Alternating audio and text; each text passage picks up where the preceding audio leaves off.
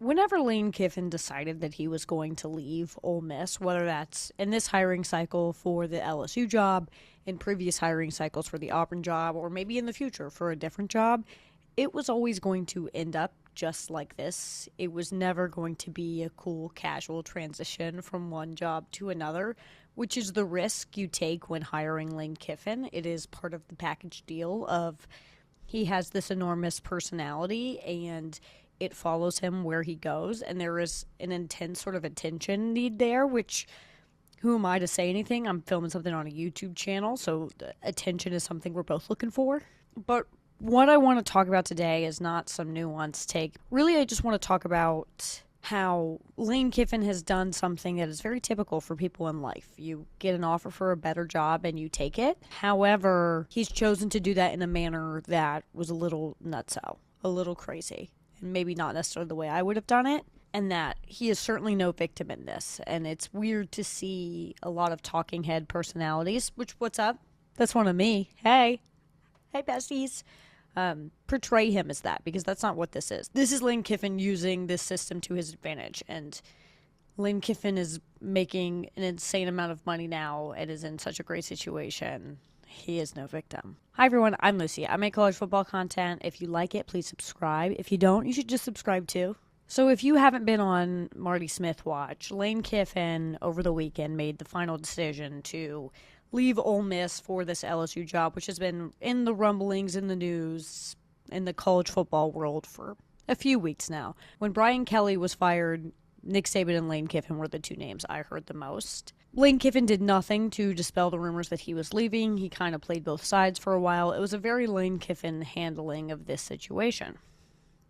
And finally, on Sunday, Lane Kiffin made the decision to tweet that he would be taking the LSU job. The timeline of this followed the Iron Bowl, where if Auburn had won that game, Ole Miss was slated to play in the SEC championship game, which is why they said that the decision was after the Iron Bowl. I certainly don't agree with that.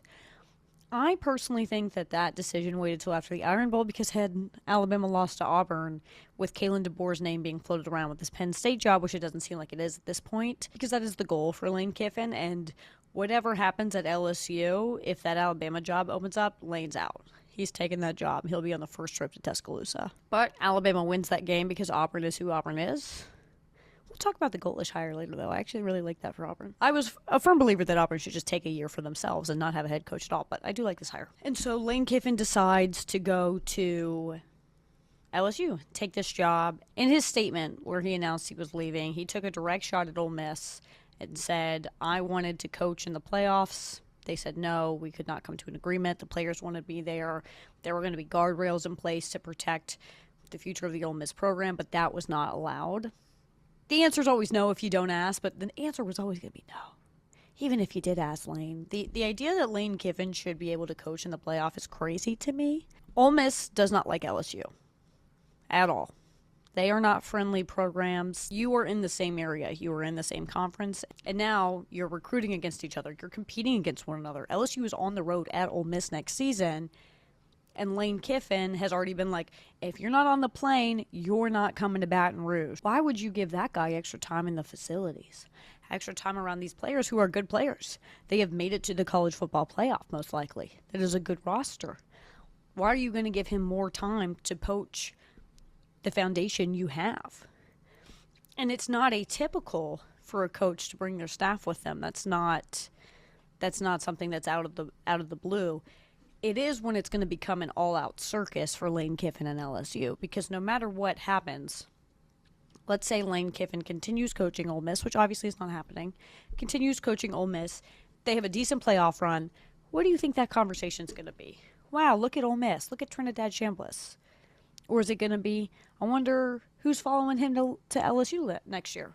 Wow, what a good hire LSU has made. That entire run will be promotional for LSU, who, I cannot emphasize this enough, is Ole Miss's competition going forward.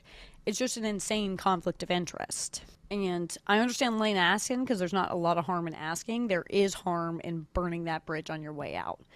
Because I don't know what it is with Lane Kiffin, but he can't seem to leave a job unless there are people chasing him with pitchforks and torches behind him. Like, that is just how he's choosing to go about this, which is fine.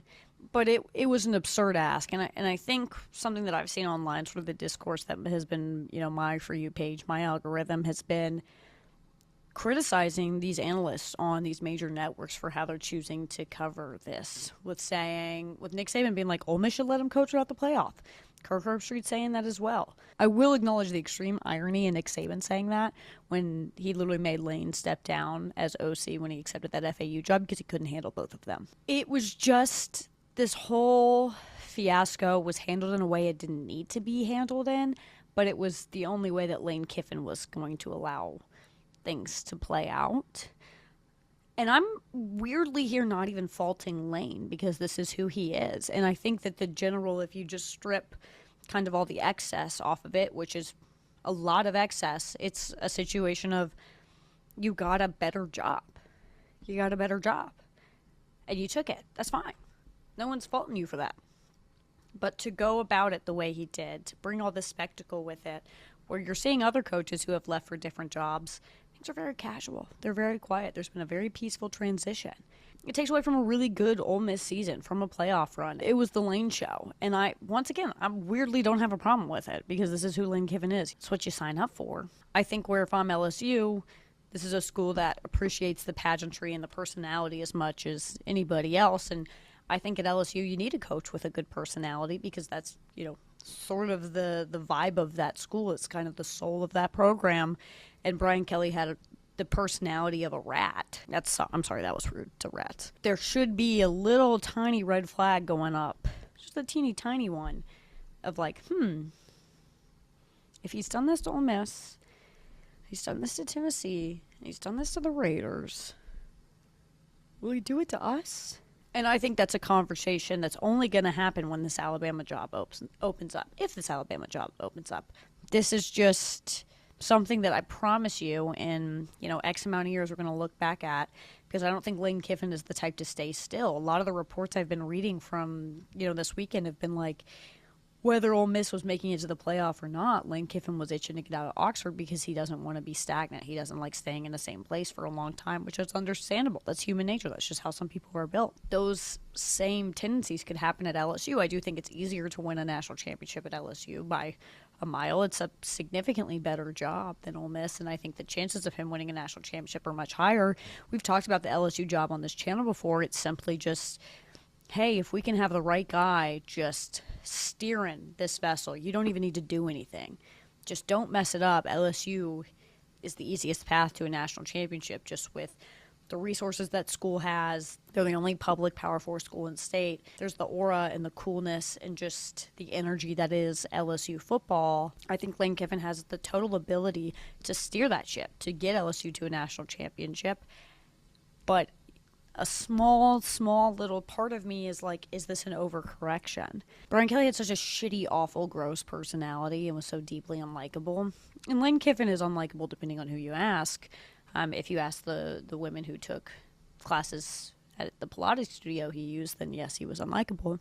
Are you overcorrecting too much with too much of a personality? It'll be interesting to see how this sort of plays out. I just want to take a moment to acknowledge that he has no offset in his buyout. He has no obligation to look for a different job. So everything that governor told you was bullshit. And I can't wait to see Lane Kiffin involved with the state politics of Louisiana. I'm sure that's going to go real good. This will probably be my last Lane Kiffin video for quite some time. I think we're all a little Lane Kiffined out at this moment in time. But if you want more college football content, please subscribe. I know that we're nearing the end of the season, but I got a lot of college football I still like to talk, and I want to keep talking college football during the off season. So please subscribe. Please, please, please, please, please, please.